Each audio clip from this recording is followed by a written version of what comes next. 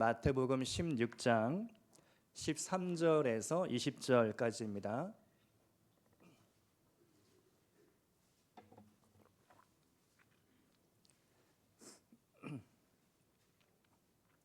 마태복음 16장 13절에서 20절, 저와 여러분이 한 절씩 교독하시겠습니다. 제가 먼저 13절부터 읽겠습니다. 예수께서 빌립보 가이사랴 지방에 이르러 제자들에게 물어 이르시되 사람들이 인자를 누구라 하느냐?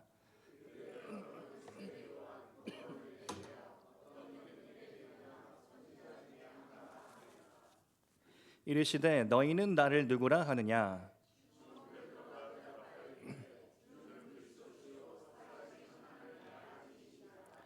예수께서 대답하여 이르시되 바요나 시모나 네가 복이 있도다. 이를 내게 알게 한 일은 혈육이 아니요 하늘에 계신 내 아버지시니라.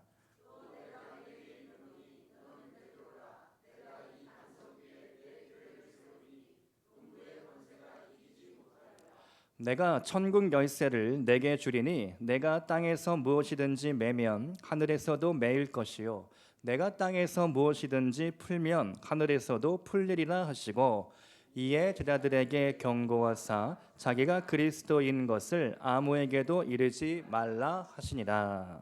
아멘. 할렐루야. 오후에도 예배의 자리를 지키신 여러분에게 하늘에 큰 축복이 있기를 소망합니다. 참 또 졸리기 쉬운 때인데요. 우리가 각성해서 오전 말씀처럼 각성해서 우리가 우리의 영을 깨우고 살아있음을 느끼며 하나님 말씀 앞에 마주 앉기를 원합니다. 제자 베드로 6번째 시간, 오늘은 질문과 칭찬이라는 제목으로 나누겠습니다. 칭찬이란 무엇입니까? 상대를 높여주는 것이죠. 칭찬은 다른 말로 찬양이기도 합니다. 우리가 하나님을 찬양할 때 사실은 하나님을 칭찬해 드리는 것이죠. 하나님이 행하신 일, 하나님의 존재, 하나님의 그 모든 것들을 우리가 높이고 찬양하고 칭찬해 드리는 것입니다. 우리가 찬양하는 것, 그때 정말 하나님이 기뻐하시죠. 우리의 찬양을 받으시고 흡족해 하십니다.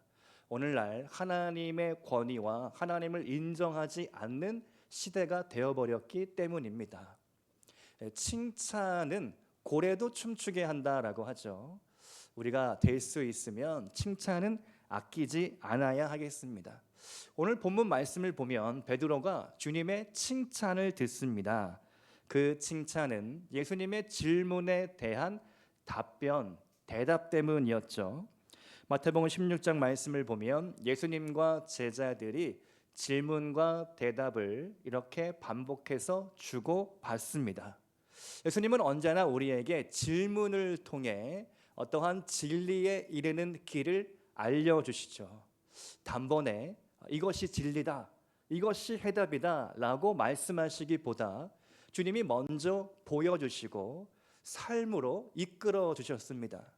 그래서 어떠한 교육보다 예수님의 교육이 정말 능력이 있고 영향력이 있다라는 것이죠. 본문 마태복음 16장 13절 말씀을 보면 우리 한번 같이 읽겠습니다. 시작. 예수께서 빌립보 사람들이 인자를 누구라 하느냐? 인자를 누구라 하느냐? 인자는 예수님이죠. 사람들에 대한 나의 평가는 무엇이냐? 그리고 나서 또 두 번째 질문을 물어보십니다. 15절 말씀에 그러면 이제 너희는 나를 누구라 하느냐? 이 질문에 대한 베드로의 답변이 놀랍죠. 2000년 기독교 역사에 기억될 만한 대답이 되었습니다. 주는 그리스도시요 살아계신 하나님의 아들입니다. 우리도 따라서 한번 고백해 보겠습니다. 시작. 주는 그리스도시요 살아계신 하나님의 아들입니다. 아멘. 이것이 우리의 신앙의 고백이 되어야 하겠습니다. 오늘 이 질문과 대답을 통해서 하나님이 주시는 세 가지 교훈을 나누도록 하겠습니다. 첫 번째로 하나님은 질문을 좋아하십니다. 성경을 읽다가 보면요, 통독을 하다 보면 군데군데에 하나님의 질문이 나옵니다. 최초의 인간인 아담이 죄를 짓고 여호와의 낯을 피해 도망칠 때 아담아 내가 어디 있느냐. 그리고 최초의 살인자인 가인에게 내 아우는 어디 있느냐 질문하시죠. 그런가 하면 누가 우리를 위해 갈고 내가 어찌하여 여기 있느냐. 너의 이름이 무엇이냐. 여호와께 능치 못할 일이 있겠느냐. 여호와의 손이 짧아졌느냐. 사마리아인의 비유를 통해 누가 강도 만난 자의 이웃이 되겠느냐. 예수님은 늘 비유와 예화를 통하여 질문하시고 질문을 통해 우리로 하여금 생각하게 하십니다.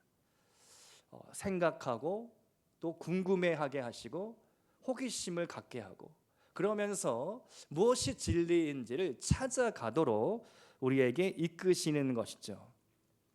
그래서 우리가 하나님의 질문을 받고 그에 대한 해답을 찾아가는 과정이 중요합니다.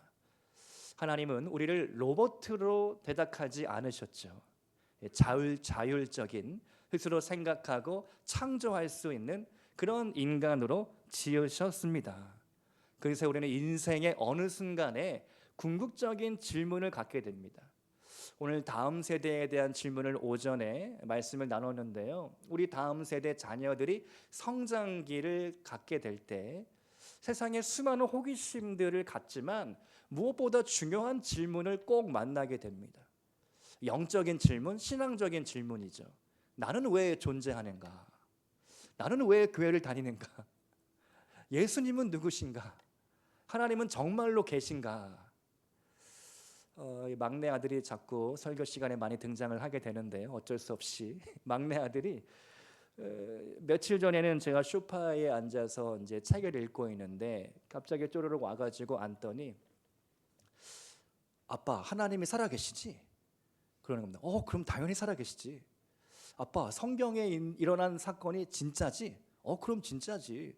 그 유적이 있잖아. 페르시아, 이란, 이라크에 가면 아브라함의 살았던 곳도 있고 제가 막 그 유적에 대해서 막 일장 연설을 했습니다. 실제로 이스라엘에 가면은 예루살렘에 가면 성지가 있다. 그 아들이 대답을 합니다. 아빠, 그런데 왜 하나님을 안 믿지? 왜 사람들이 예수님을 안 믿지? 그러는 겁니다. 질문과 대화를 통해서 아들이 생각을 하는 거죠. 그리고 정말로 그런 유적이 있고 실제라면 성경의 사건이 실제라면 왜 사람들이 예수님을 안 믿고 하나님을 믿지 않느냐 이런 생각을 하게 되는 것이죠. 여러분 이렇게 질문을 하면 대답이 있고 그 대답을 통해 우리는 마음속에 신앙이 형성이 돼 가는 것이죠. 제가 만일 그런 질문이 들어왔을 때 야 귀찮아 아빠 쉬고 싶어 야 가 네 방으로 들어가 이렇게 잘라버렸다면 아이의 신앙적인 그런 질문들이 중단되고 그리고 더 이상 자라나지 못하는 거죠. 다음 세대와 자녀들과의 대화를 통해 우리는 아이들의 신앙을 키워줄 수가 있습니다. 물을 주는 거죠. 잘 가꾸어 주는 거죠. 잘못된 길로 가지 않도록 학교에 가면 진화론을 배우고 그리고 신앙을 벗어난 그런 문화의 영향을 받습니다. 자기 성별을 자기가 결정할 수 있는 권리가 있다. 말도 안 되는 일인데 지금 미국 교육에서는 현실로 벌어지고 있는 거죠. 성별을 자기가 결정할 수 있는 자기 결정권을 그 아이에게 주어야 한다. 아무것도 모르는 중학생, 고등학생 아이가 남자아이인데 아빠 나는 여자아이로 태어났어야 될 것 같아. 나는 여성에 대한 취향이 있어 라고 하면 그렇게 성을 바꿔줘야 한다는 겁니다. 이게 지금 현실에서 기독교 국가라는 미국에서 벌어지고 있는 일이죠. 그런 문화들이 계속해서 밀려 들어오고 있습니다. 이것을 우리가 어떻게 막아야 합니까? 거룩한 방파제를 세워야 되는 거죠. 가장 일선에 우리 부모 세대가 있는 겁니다. 가정에서 신앙적인 가치관을 계속해서 흘려주고 어떤 뭐 시간을 정해서 우리가 말씀을 읽자, 예배드리자, 기도하자, 이것도 좋지만 자연스럽게 우리의 모습을 통해, 말을 통해서 신앙적인 가치관을 계속해서 심어줘야 되는 거죠. 그 가랑비에 옷이 젖듯이 이렇게 계속해서 심어주어야 하는 것입니다. 여러분, 모든 위대한 일들은 작은 생각, 그런 씨앗을 통해서 잉태되고 창조가 되는 것이죠. 여러분, 만화를 무시하면 안 됩니다. 요새는 만화 같은 일들이 현실이 되어가고 있죠. 제가 얼마 전에 뉴스를 봤는데요. 여러분 졸리실까봐 재미있는 얘기를 좀 많이 들려드리려고 노력을 합니다. 지금 미국의 라스베가스에서 CES라고 미국 그 이제 세계 전자 대회, 아무튼 뭐 기술의 박람회가 있습니다. 그 박람회에서 일본의 도요타 회장, 이 도요타 아키오라는 회장인데요. 이 사람이 깜짝 발표를 했습니다. 지금 일본의 어떠한 도시를 본인이 개발을 했는데 미래 도시라는 겁니다. 이름하여 우분시티인데요. 우분은 이 직무를 뜻합니다. 도요타가 자동차 회사인데 사실 시작은 이 옷을 만드는 직물 회사로 시작을 했다고 해요. 그래서 도요타가 자동차를 만드는데 이 사람이 꿈을 꾸고 도시를 만들기로 한 겁니다. 또 지금 이제 가 오픈이 됐다고 합니다. 전체 도시 면적이 하다 보니까 제가 21만 평, 인구 2,000명이 살 수 있는 한 마을인데요. 시범적으로 올해는 한 100명 정도가 입주할 계획이라고 합니다. 이 도시가 미래의 도시인데 그야말로 그냥 다 자율로 움직이는 겁니다. AI가 도시를 통제하고 자율주행 자동차가 다니고, 그리고 도쿄로 이 헬리콥터 같은 이 경비행기가 뭐 30분 만에 도쿄를 왔다 갔다 할 수 있게 만들어 놓고, 로봇 개가 이 몸이 불편한 노인들을 이제 같이 산책시켜주고, 옷을 개는 것도 이 로봇가 다 해주고, 거의 뭐 인간은 손 하나 까딱할 필요 없이 모든 것이 자율적으로 움직이는 그런 미래 도시를 이미 만들었다는 겁니다. 야, 여러분 놀랍지 않습니까? 이 도요타 회장의 작은 생각, 그런 작은 씨앗이 지금 현실로 되어 버렸다라는 것이죠. 우리의 작은 생각이 얼마나 중요한가? 우리가 어떤 생각을 가지고 살아가는가? 어떤 생각을 다음 세대에게 물려주는가? 이것이 너무 중요한 문제입니다. 하나님은 우리들의 생각을 알고 싶어 하십니다. 잠언 23장 7절 말씀인데요. 우리 한번 잠 깨는 시간으로 잠언 23장 7절 말씀 우리 화면을 보고 다 같이 읽겠습니다. 시작. 대저 그 마음의 생각이 어떠하면 그의 마음은 너와 함께하지 아니함이라. 마음의 생각이 어떠하면 그 위인도 그럴 것이다. 먹고 마셔라, 즐겨라, 그렇게 해도 마음은 너랑 같이 있지 않을 수가 있다. 너무 정곡을 찌르는 거죠. 우리가 몸은 여기 앉아 있는데요, 죄송한 말씀이지만 마음은 딴 데에 갈 수 있습니다. 예배 시간에도 우리의 마음과 생각은 오늘 저녁에 뭘 먹을까? 우리 가족끼리 한번 모일까? 아니면 뭐 이제 다음 주에 구정이 다가오니까 우리 친척 어느 데를 가서 선물은 또 뭘 준비하고 어떻게 일정을 잡고 뭐 여러 가지 우리의 상상의 나래를 막 펼칠 수 있다라는 것이죠. 우리의 마음과 우리의 생각, 그것이 하나님께 연결되어 있는가? 그것이 정말 긴밀하게 하나님과 나와 이 마음과 마음이 함께 하나 되어 있는가? 이것이 가장 중요하다라는 것입니다. 삼일교회를 담임하는 송태근 목사님이라고 계십니다. 강해 설교에 아주 유명한 분이셔서 저도 그분의 뭐 말씀이나 책을 잘 보게 되는데요. 최근 이분이 미국에 갔다가 어느 목사님을 개인적으로 만나게 됐다고 합니다. 그러면서 이 목사님, 그러니까 미국에서 목회하고 있는 한인 목사님인데, 이분이 송 목사님에게 이런 질문을 했다고 합니다. 한국 교회가 온라인 예배를 모든 예배를 다 온라인 예배로 드리고 있는데 그 예배를 멈춰 주실 수는 없으십니까? 이렇게 상당히 좀 도발적인 질문이죠. 왜 그런 거 하니까 이분이 미국에서 한인교회를 담임하고 있는데 한 5년 차가 됐다고 합니다. 그러니까 지금으로부터 5년 전이니까 2019년 정도부터 교회를 개척해서 시작했는데 알다시피 2020년부터 한 2년 넘게 코로나가 왔죠. 개척하자마자 1년 이제 자리 잡으려고 하는데 코로나가 오니까 성도들이 교회를 나오지 않고 오늘은 교회가 거의 와해돼서 성도가 한 명도 남지 않았다. 그런 안타까운 이야기를 하시면서 이 나간 성도들이 뭘 하고 있는가 찾아다니면서 물어봤더니 죄다 한국의 큰 교회에 온라인 예배를 드리고 있다는 겁니다.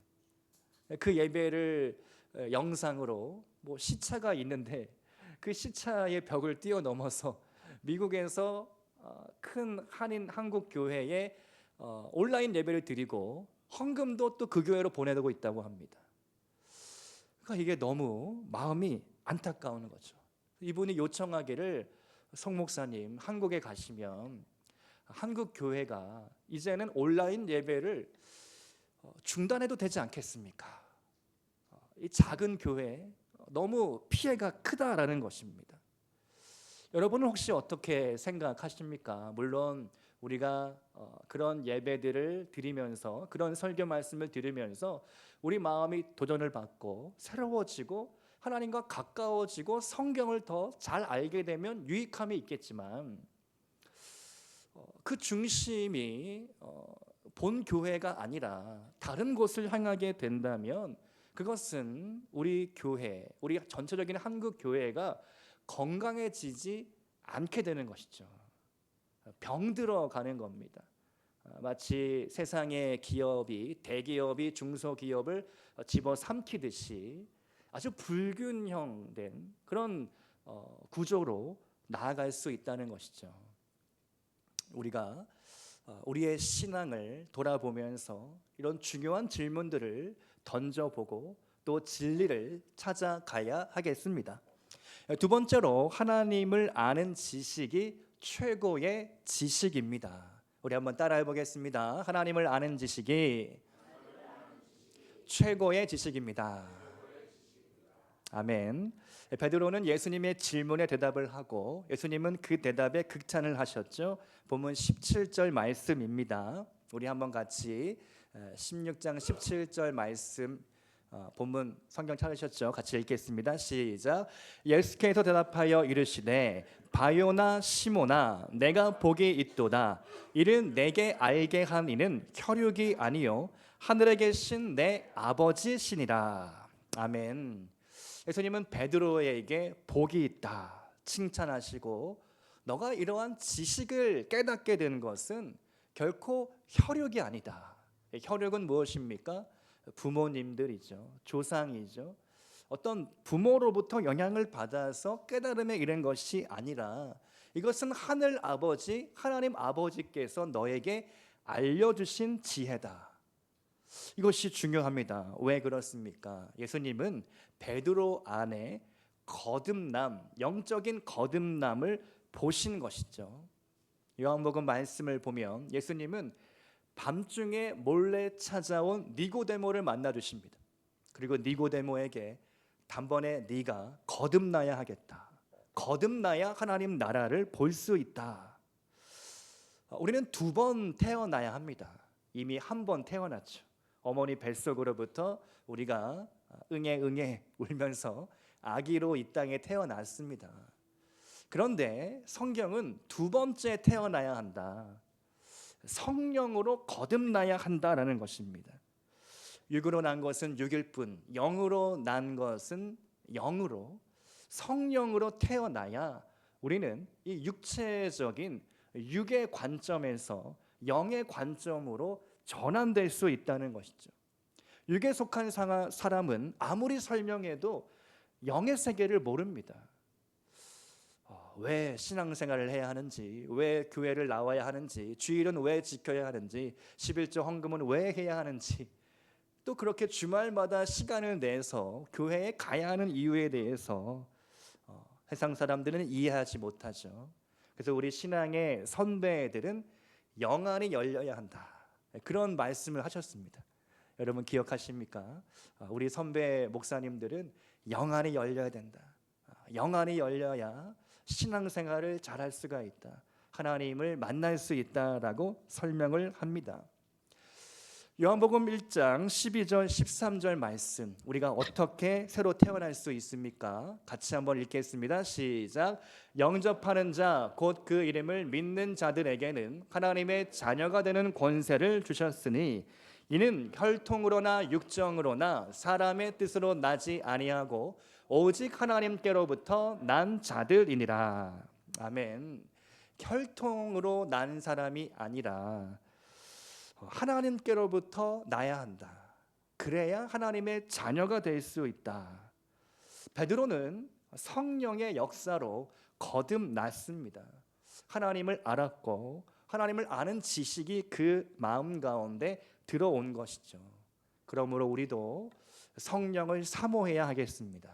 성령 충만해야 되겠습니다. 성령으로 날마다 거듭나야 되겠습니다. 내가 예수를 믿었다라고 해서, 내가 천국이 보장됐다고 해서 우리는 그 누구도 장담할 수 없는 것이죠. 우리의 미래에, 정말 우리의 신앙에 어떠한 환난과 위기가 닥칠지 모르는 일입니다. 우리는 그때를 준비하며 날마다 성령 충만함으로 하나님의 지식과 지혜의 깊이 가운데 나아가야 할 줄로 믿습니다. 제가 20년 전에, 그때도 하나님을 만났고 열심히 신앙생활을 했습니다. 그리고 나서 지금 한 20년 정도 흐름 뒤 가만 생각해 보니까 내가 얼마나 자랐을까, 얼마나 성숙했을까, 그런 질문을 저 자신에게 한번 해봤습니다. 근데 20년 전을 돌이켜 생각해 보면 그때의 저의 믿음과 저의 시야가, 신앙의 시야가 상당히 좁았던 것 같습니다. 저는 선교하면 된다, 선교가 전부다. 그래서 사실은 교회에 대해서 조금 좀 이렇게 한 단계 좀 낮게 보는, 그런 마음들이 제 안에 교만함이 있었습니다. 교회 사람들은 선교를 모른다, 선교가 최고고 선교를 다 나가야 되는데, 선교를 나가거나 보내거나 후원하거나 해야 되는데 우리 교회는 선교하지 않는구나.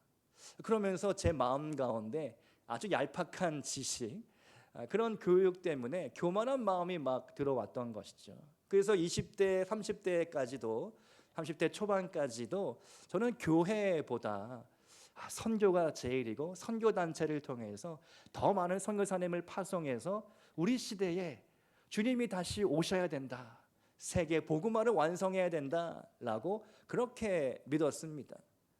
그런데 제가 신학교에 들어가고 교회 생활을 하면서 또 전도사 사역을 하다 보면서 그게 아니구나, 내 시야가 정말 좁았구나, 내 신앙의 깊이가 너무 얕았구나, 이런 것들이 깨달아지기 시작했습니다.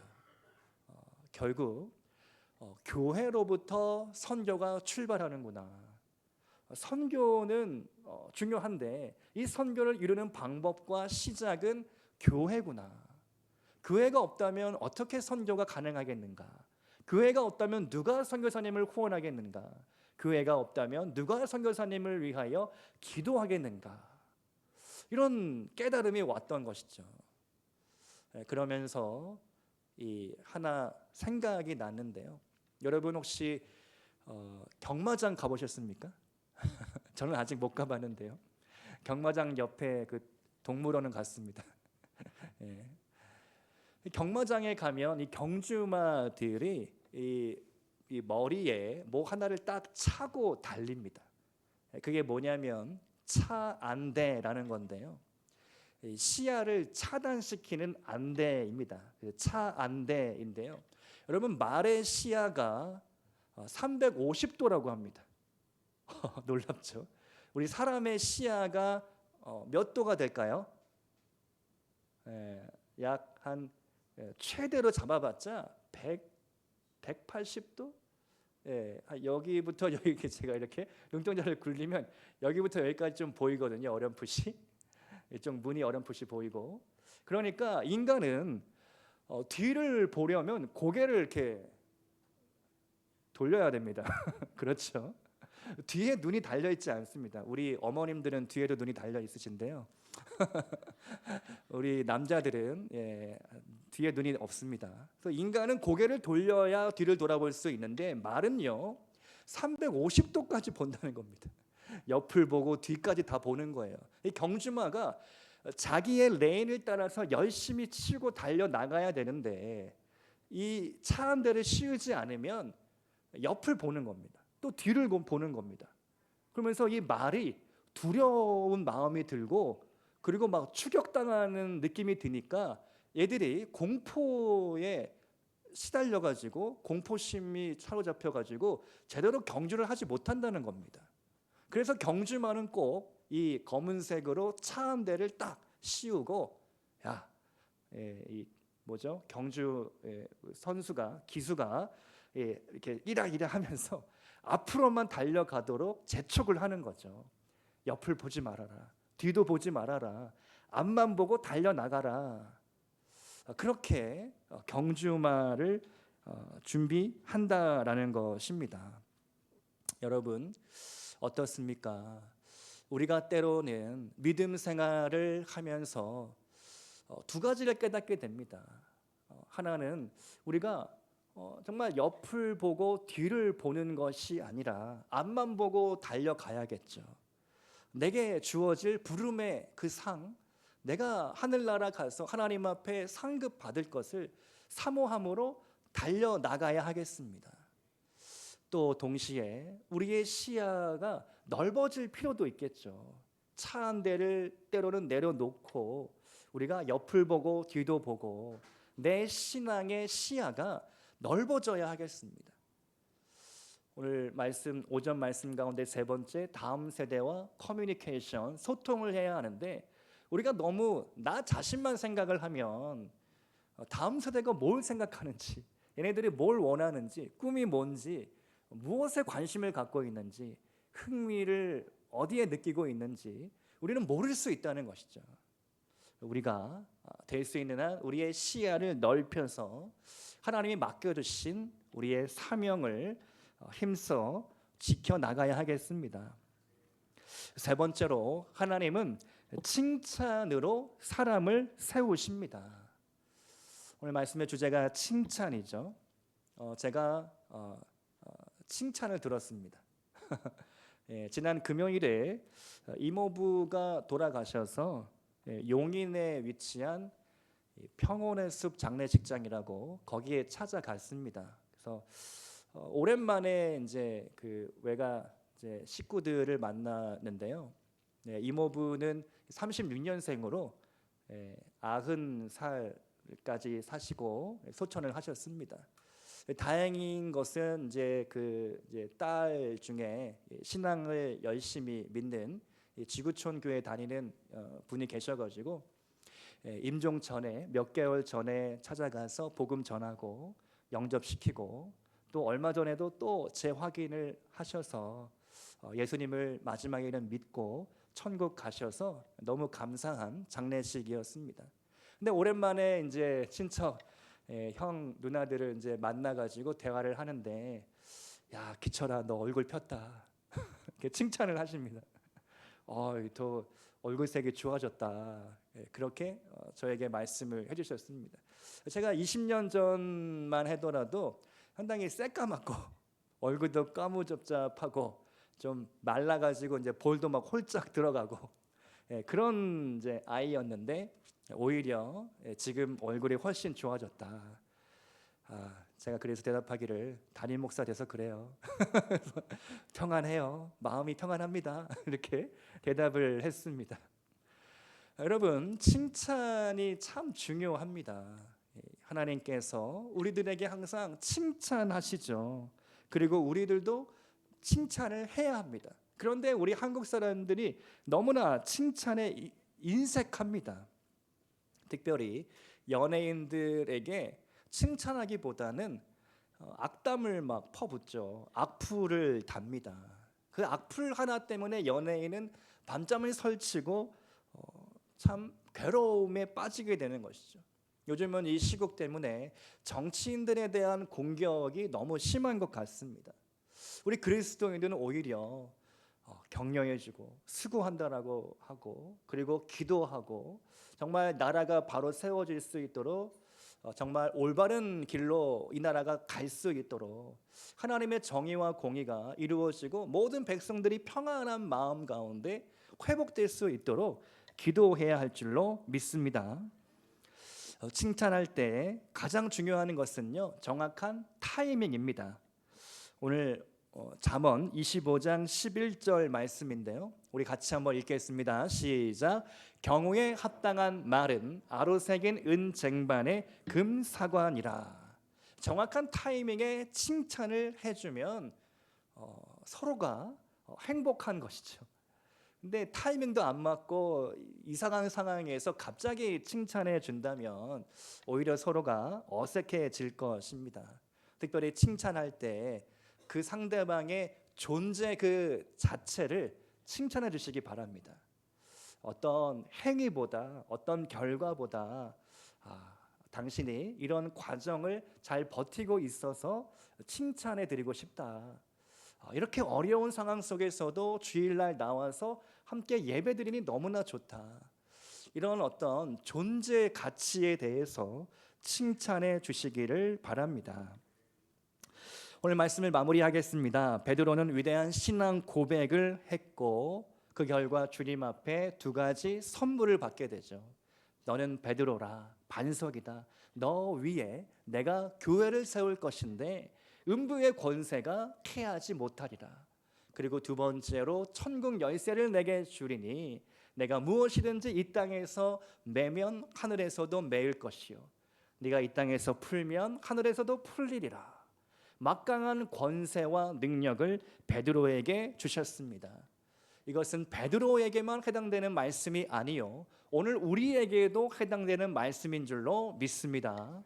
하나님께서 우리 잠실빛나 교회를 세워주시고 음부의 권세가 건드리지 못하는 견고한 요새, 피난처와 같은 교회, 구원의 방주와 같은 교회로 세우실 줄로 믿습니다. 그 능력은 천국 열쇠에 달린 것이죠. 바로 천국 열쇠는 우리의 기도입니다. 우리가 기도할 때 묻고 푸는 역사가 나타날 줄로 믿습니다. 오늘날 우리에게 기도의 능력이 절실하죠. 복음의 능력이 필요합니다. 특별히 본질로 돌아가서 새해에는 우리가 기도하고 말씀으로 승리하기를 소망합니다. 특별히 지난 한 주 제가 새벽 강단에 기도하면서 이 말씀이 떠올랐습니다. 제가 설교 시간에도 자주 인용했는데 비행기를 타면 산소 마스크는 자녀가 아니라 어른부터, 부모부터 써야 된다. 이게 갑자기 떠오르면서 과연 내가 하나님 앞에 바르게 내 신앙을 지키고 있는가? 나부터 살아야겠다. 나부터 호흡해야 되겠다.